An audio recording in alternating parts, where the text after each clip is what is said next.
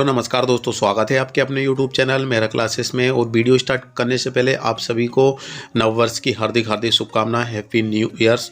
और जैसे कि आपको पता है कि MPPSC MP public service commission Madhya Pradesh लोक सेवा आयोग से डिफरेंट सब्जेक्ट के लिए असिस्टेंट प्रोफेसर के लिए भर्ती निकली हुई है।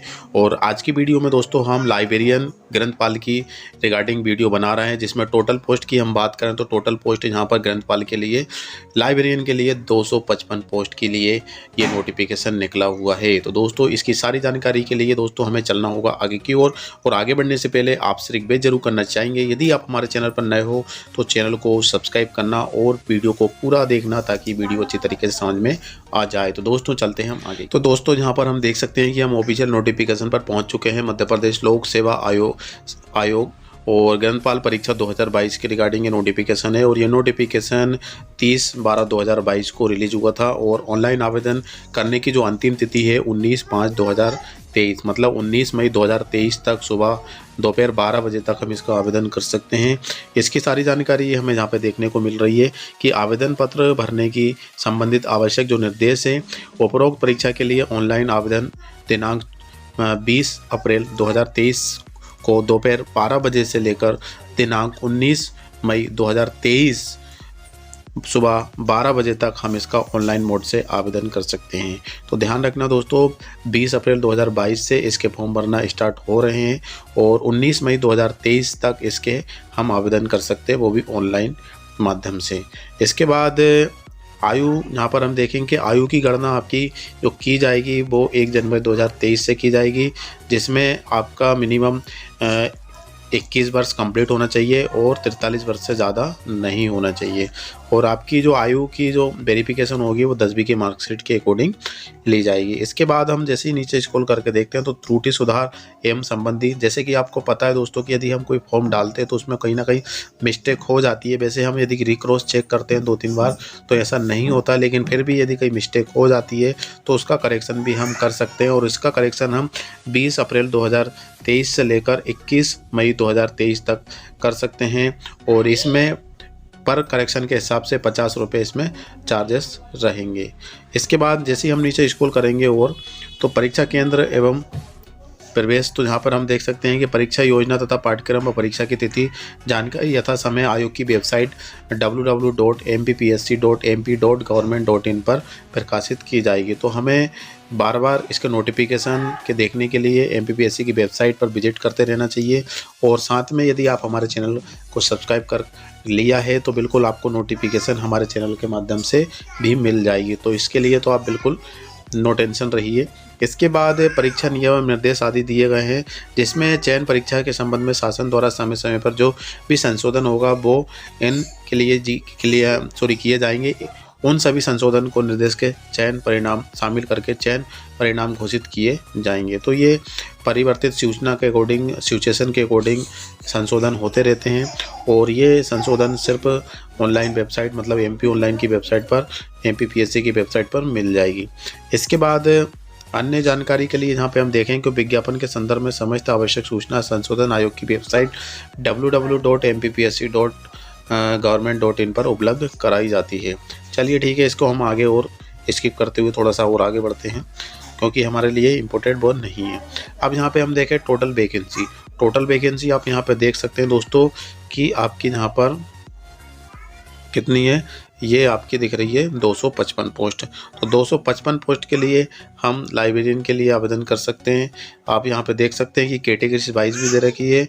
और इसके बाद यहाँ पर दे रखे जनरल में 57 पोस्ट है, एससी में जहाँ पर आप देख सकते हो 24 है, एसटी में 97 पोस्ट है, ओबीसी में 56 पोस्ट है, ईडब्ल्यूएस में जहाँ पर 21 है। और कुल की हम बात करें टोटल तो 255 पोस्ट के लिए ये रिक्रूटमेंट निकला हुआ है, वैकेंसी आई हुई है, रिक्त पदों की संख्या। अब यहाँ पे हम देखें तो रिक्तियों में से मध्य प्रदेश की मूल निवासी महिला अभ्यर्थी हेतु आरक्षित पदों की संख्या। अब ये सिर्फ मध्य प्रदेश की मूल निवासी महिला के लिए ये आरक्षित पद दिए गए हैं, जो कि जनरल में 19 पद है, एससी में आप देख सकते हैं कि 8 है। और इसके बाद एसटी में 32 पोस्ट है, ओबीसी में जहाँ पर 18 है और ईडब्ल्यूएस में जहाँ पे देख सकते हैं कि 7 है। इसके बाद यहाँ पे डिसेबिलिटी के लिए भी अलग अलग दे रखे हैं। एलडी के लिए यहाँ पे 4 है, बीएच के लिए 0 है, एचएच के लिए 7 है और एमडी के लिए यहाँ पे देख सकते हैं कि यहाँ पर जीरो है। इसके बाद यहाँ पे जैसे LD, BH, HS और MD क्या है वो जहाँ पे आपको कोड वर्ड में दिए गए हैं, आप इसको देख सकते हैं और वीडियो को डिस्क्रिप्शन में इसका लिंक भी मिलेगा आपको, आप इसको डाउनलोड करके अपने हिसाब से इसको रीड कर सकते हैं। इसके बाद यहाँ पे पद का विवरण देखें, विभाग का नाम है मध्य प्रदेश शासन उच्च शिक्षा विभाग, श्रेणी में देख सकते हैं राजपत्रित द्वितीय श्रेणी में है। पद की स्थिति क्या है, स्थायी परमानेंट पोस्ट है ये, और वेतनमान आपको जो सैलरी मिलने वाली है वो 57,700 अकादमिक स्तर से 10वें वेतन के हिसाब से आपकी सैलरी मिली। कर्तव्य क्या है, शैक्षणिक कार्य के लिए ये हुआ है। पद का नाम है ग्रंथपाल लाइब्रेरियन। अब सबसे इम्पोर्टेंट बात ये दोस्तों कि इसमें हमारी क्वालिफिकेशन क्या होना चाहिए फॉर्म भरने के लिए, तो जहाँ पर आपको बहुत सारी इसमें इंस्ट्रक्शन दिए गए हैं। तो सीधा सीधा आप ये समझ लीजिए कि आपके पास कम से कम 55% अंकों अथवा जहाँ ग्रेडिंग वाली लागू हो वहाँ पॉइंट स्केल के समतुल ग्रेड के साथ पुस्तकालय विज्ञान, सूचना विज्ञान अथवा प्रलेखन विज्ञान में निष्ण आदि उपाधि अथवा समतुल पेशेवर उपाधि, 2 पुस्तकालय में कंप्यूटरीकरण के ज्ञान के साथ सतत रूप से बेहतर शैक्षणिक रिकॉर्ड।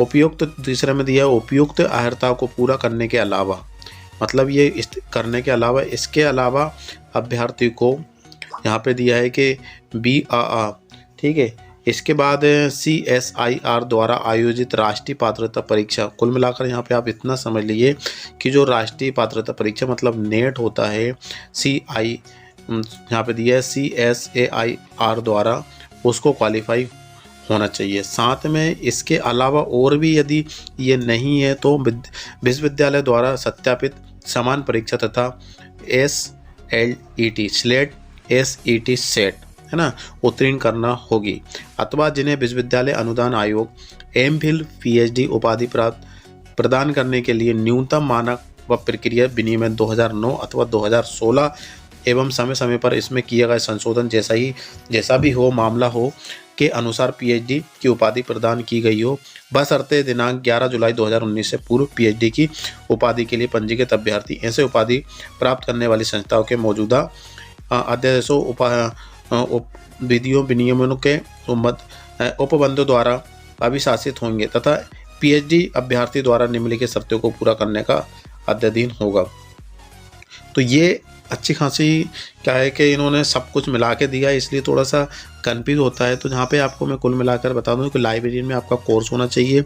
इसके बाद कोर्स के साथ साथ आपको यहाँ पे नेट होना चाहिए, नेट नहीं है तो स्लेट या सेट तो होना ही चाहिए, तभी आप इसमें आवेदन कर पाएंगे। PhD नहीं है तो कोई दिक्कत नहीं, PhD होती है तो आपको एक्स्ट्रा मार्क्स मिलेंगे उसके।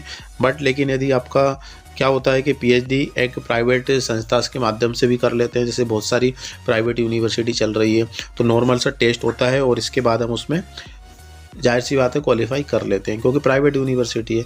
लेकिन जब गवर्नमेंट के अकॉर्डिंग रूल्स के अकॉर्डिंग फॉलो करते हैं, जैसे कि नेट क्लियर करने के बाद जब हम इसका एग्ज़ाम देने के बाद क्वालिफाई होने के बाद जब गवर्नमेंट के माध्यम से PhD करते हैं तो उसमें टाइम लगता है, और उसके अकॉर्डिंग ही उन्होंने बोला है कि यदि आपकी PhD कहीं से भी हो लेकिन आपका नेट या स्लेट सेट तो होना चाहिए। ये क्या है कि नेशनल एलिजिबिलिटी टेस्ट या फिर स्टेट एलिजिबिलिटी टेस्ट आपके पास होना ज़रूरी है। इसके बाद जैसे ही हम नीचे स्क्रॉल करें दोस्तों तो आपकी आयु सीमा आप यहाँ पर देख सकते हैं कि 21 वर्ष की आयु पूर्ण कर ली हो किंतु 40 वर्ष की आयु पूर्ण ना की हो। तो ध्यान रखना कम से कम आपका 21 वर्ष तो कंप्लीट होना चाहिए और इसके बाद ज़्यादा से ज़्यादा 40 वर्ष होना चाहिए। SC ST OBC category belong करते हैं तो आपको 3 वर्ष की एज से छूट मिल जाएगी। तो लेकिन आपकी एज 40 से ऊपर नहीं हो तो ही आप इसमें आवेदन कर सकते हैं। और इसके बाद और हम नीचे स्क्रॉल करके लेके चलते हैं आपको, तो यहाँ पे सेंटर दिए गए हैं, 10 सेंटर दिए गए हैं। आप 10 सेंटर में से कोई भी सेंटर चूज़ कर सकते हैं एग्ज़ाम देने के लिए। और इसके बाद और नीचे स्क्रॉल करेंगे तो यहाँ पे हम और देखेंगे, यहाँ पे उच्चतर आयु सीमा में देय छूट ऑलरेडी हम देख चुके हैं कि कितनी छूट मिल रही है इसमें। और यहाँ पे हम देख सकते हैं दोस्तों कि एक शैक्षणिक सत्र में 151 या 151 से अधिक कार्य दिवसों पर, मतलब हमारा जो एक्सपीरियंस है उसके अकॉर्डिंग भी यहाँ पे हमें मार्क्स मिले जाएंगे। जैसे 151 से ज़्यादा दिवस में आपने काम किया तो 4 अंक, 101 से 150 के बीच में है तो यहाँ पे देख सकते हैं कि 3 अंक है, 51 से 100 दिन के बीच में 2 अंक है, 25 से 50 दिन है तो 1 अंक यहाँ पे दिए गए हैं। तो ध्यान रखना ये एक एक्सपीरियंस के अकॉर्डिंग है। और इसके बाद हम मोटे तौर पर फ़ीस का और बता देते हैं। आपकी जनरल कैटेगरी के लिए 500 रुपये हैं और वहीं पे यदि SC ST OBC बिलोंग करते हैं तो आपको यहाँ पर 250 रुपये अदर से पोर्टल फ़ीस देना होगा। तो ये इन्फॉर्मेशन थी दोस्तों लाइब्रेरियन के लिए। यदि आप लाइब्रेरियन का कोर्स कर रखा है आपने तो बिल्कुल आप इसमें आवेदन कर सकते हैं।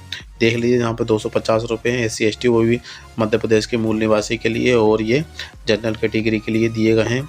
और इसके बाद आज की वीडियो में दोस्तों बस इतना ही। इसके रिगार्डिंग एनीथिंग जो भी कुछ प्रॉब्लम हो तो बिल्कुल हमें यूट्यूब कमेंट सेक्शन में कमेंट कर सकते हैं। डाउट हो तो हमें बिल्कुल पूछ सकते हैं। हम पूरी कोशिश करेंगे दोस्तों आपके डाउट क्लियर करने की।